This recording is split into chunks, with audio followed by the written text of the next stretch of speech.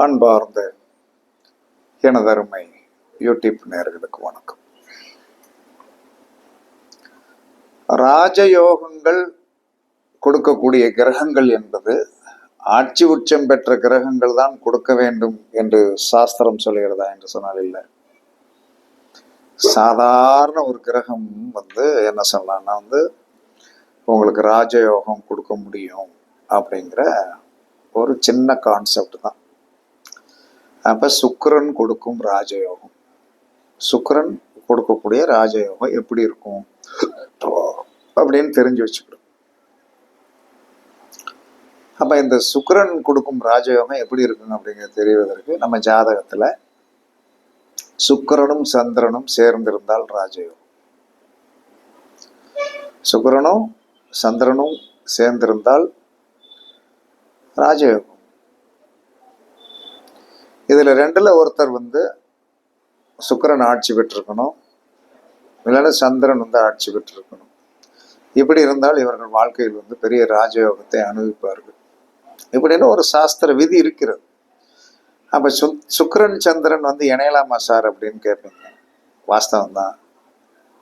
இன்னைக்கு பெரிய பெரிய நடிகைகள் என்ன சொல்லலாம்னா கோடிக்கணக்கில் சம்பாத்தியம் பண்ணக்கூடிய ஒரு லெவல்ல இருக்கிறவங்க, பெரிய லெவல்ல இருக்கிறவங்க, குரோர் கணக்கில் வராத பணத்தை வைத்திருக்கிறவங்க, பெரிய ரோல்ஸ் ராய்ஸ் கார் வச்சிருக்கிறவங்க, அந்த அளவுக்கு யோகம் கொடுக்கக்கூடிய கிரகங்கள் சுக்கிரனும் சந்திரன் தான்.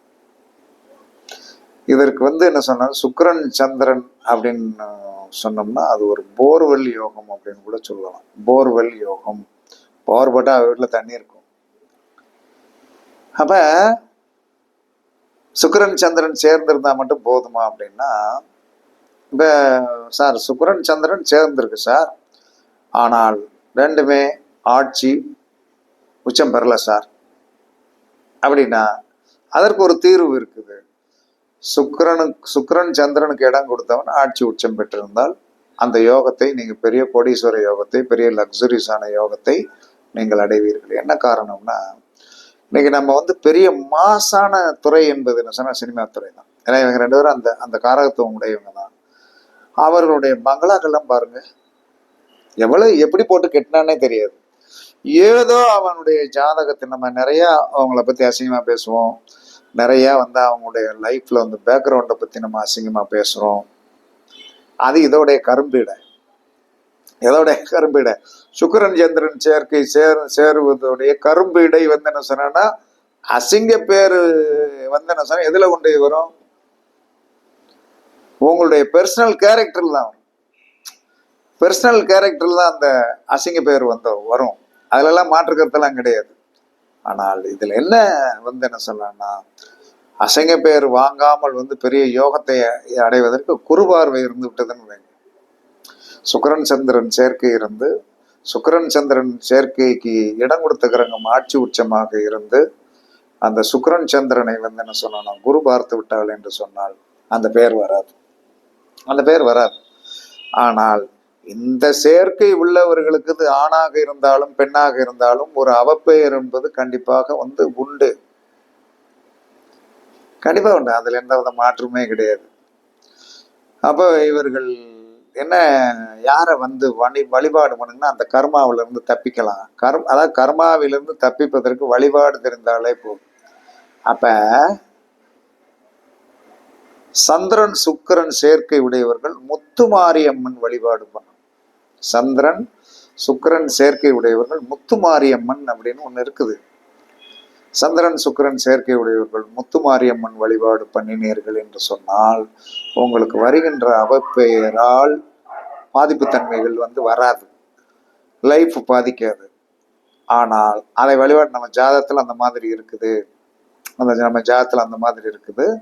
அந்த மாதிரி ஒரு இணைவு இருந்தாலே கண்டிப்பாக என்ன சொன்னா லைஃப்ல என்ன சொன்னா ஆணாக இருந்தாலும் பெண்ணாக இருந்தாலும் அதிகமான சிற்றின்ப தாவத்தை கொடுக்கக்கூடியதான் இந்த செயற்கை. ஆனால் யோகத்தையும் கொடுக்கக்கூடியது.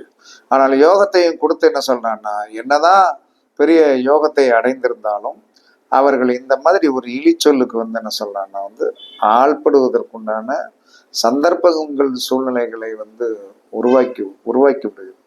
ஆனா இது ஒரு யோகம்தான் என்பது என்னுடைய தனிப்பட்ட கருத்து வந்து யோகம்தான். யோகம் இல்லைன்னா சொல்ல மாட்டேன், யோகம்தான். சுக்கிரன் சந்திரன் சேர்க்கை ஒரு யோகம்தான். ஆனால் இவர்கள் முத்துமாரியம்மன் வழிபாடு ரெகுலராக மாதம் நீங்கள் வழிபாடு பண்ண பண்ண பண்ண பண்ண பண்ண பண்ண பண்ண உங்களுடைய கர்மாக்கள் வந்து என்ன சொன்னா கண்டிப்பாக குறையும். எந்த ஒரு கிரகத்தையும் சரி பண்ண முடியாது. அதுக்காக நெகட்டிவ் இல்லாத மனிதன் எவனாலும் இருக்கவே முடியும். இந்த உலகத்துல வந்து ஒரு பெர்ஃபெக்டான ஆளை சொல்லுங்க, ஒரு பெர்ஃபெக்டான ஆளை சொல்லுங்க. ஏதாவது ஒரு குறை இல்லாதவன் யாரு? குறை இருக்கத்தான் செய்யும். குறை இல்லாதது எதுலையுமே கிடையாது. அப்ப குறை இருக்கத்தான் செய்யும்.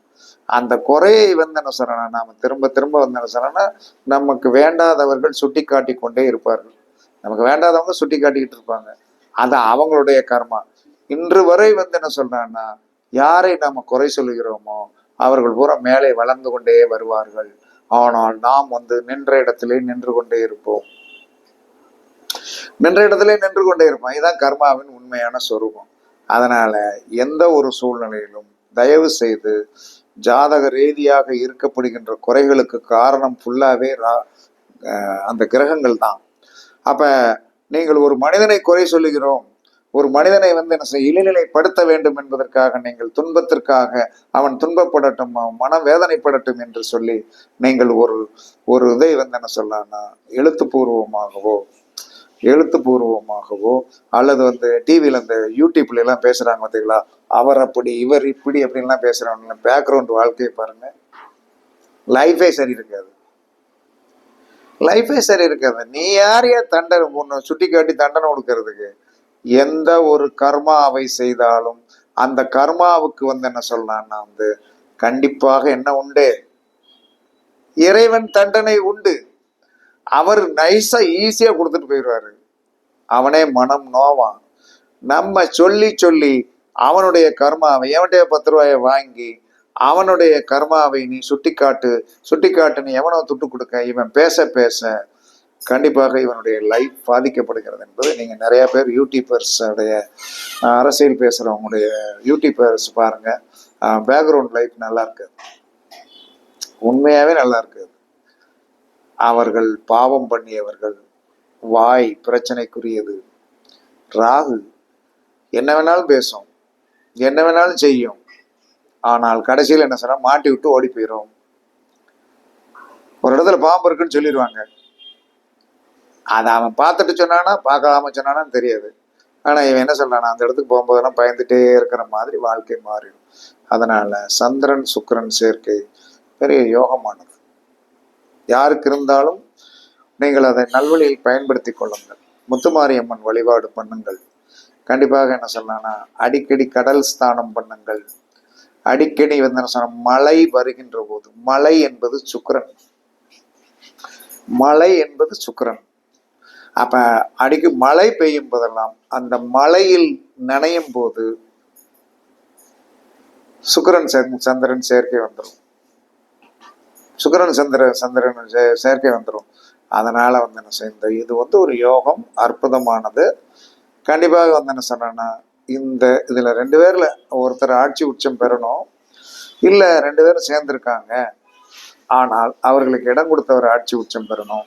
அப்படி இல்லையா குரு பார்வை இருந்தது என்று சொன்னால் இவர்கள் சிறந்த சமூகத்தில் வந்து ஒரு உயர்ந்த நிலைமைக்கு வருவதற்கு இந்த கிரக சேர்க்கை கண்டிப்பாக நன்மையை கொடுக்கும். என்ன காரணம்? காலபுருஷனுடைய 2ஆம் இடம் யாரு? சுக்கிரன். காலபுருஷனுடைய 4ஆம் இடம். அப்ப 2 என்பதும் 4 என்பதும் வந்து என்ன சொன்னா விருத்தியை கொடுக்கும். 1 3 விருத்தியை கொடுக்கும், 2 4 விருத்தியை கொடுக்கும். அப்ப ஒரு பெரிய விருத்தியை கொடுத்து சந்தோஷத்தை கொடுத்து இவர்கள் வாழ்க்கை சொகுசான வாழ்க்கையாக இருக்கும் என்பது பரிச்சித்து பார்க்கப்பட்ட ஒன்று. அந்த பரிச்சித்து பார்க்கப்பட்ட ஒன்றை வந்து உங்களுக்கு இருந்தால் கண்டிப்பாக அது நன்மையாக பயன்படுத்துங்கள், நன்மையாக பயன்படுத்துங்கள். அப்ப வந்து என்ன சொன்னா அதற்கு இந்த வழிபாடுகளை நீங்கள் கரெக்டா ஃபாலோ பண்ணிக்கிட்டீங்க முத்துமாரியம்மன் வழிபாடை ஃபாலோ பண்ணிட்டா, முத்து என்பது சந்திரன், மாரி என்பது சுக்கிரன். அதனாலதான் முத்துமாரியம்மன் வழிபாடு பண்ண உங்களை கொண்டு இழுத்து கொண்டு விட்டுறோம். நீங்க வந்து என்ன சொன்னா, அப்படி ஒரு செயற்கை உங்களுடைய ஜாதகத்திலிருந்து அது நல்ல இடத்துல இருந்தால் உங்கள் வீட்டிற்கு பக்கத்திலேயோ அல்லது நீங்கள் அடிக்கடி போய் வருகின்ற இடத்துலையோ அந்த கோவில் இருக்கும். அதை கொண்டு வந்து வந்து உங்களுக்கு சேர்க்கும். ஒருத்தர் சொல்றாரு, சார் என் ஜாதகத்துல குருவும் கேதும் சேர்க்கேன் அப்படி, அது ஒரு யோகம் சார் அப்படின்னாரு. ஆமாம், ஒண்ணுமே பிரச்சனை கிடையாது. அவன் வீட்டு பக்கத்துல பிள்ளையார் கோயில் இருக்கும். ஆமா சார் இருக்கு அப்படிங்கிற, அது உன் பிறப்பு. இதெல்லாம் நீங்க யாரு வந்து உங்களுக்கு என்ன இருக்கோ அதை கொண்டு அங்க தேடி கொண்டு விட்டுரும். நீங்கள் அதை பயன்படுத்தி கொண்டீர்கள் என்று சொன்னால் நீங்களும் என்ன சொல்றான்னா வந்து ஒரு நல்ல வந்து என்ன சொன்னா ஃபியூச்சரை அனுபவிக்கலாம். எந்த கிரகங்களுமே என்ன சொன்னா தீமை செய்வதற்காக படைக்கப்பட்டதில்லை. அதோடைய காரகத்துவத்தை அது செயல்படுத்தும். அதை வந்து என்ன சொன்னா நாம் பணிந்து ஏற்றுக்கொண்டோம் என்று சொன்னோம். பணியணும். கிரகங்களிடம் பணிந்தீர்கள் என்று சொன்னால் கண்டிப்பாக நீங்களும் வெற்றி வாகை சூடலாம் என்று சாஸ்திரம் சொல்லுகிறது. பரிச்சித்து பாருங்கள், வெற்றி பெறுங்கள் என்று கூறி உங்களிடமிருந்து விடைபெறுவது சிபிப்பாறை ஜோதிடரசு ஆதிராகவன் ஜெயபாலாஜி. சுகமே சொல்க, சுகமே சொல்க. வாழ்க வளமுடன், வாழ்க வளமுடன். வணக்கம், வணக்கம், வணக்கம், வணக்கம். என்ன இருந்ததா?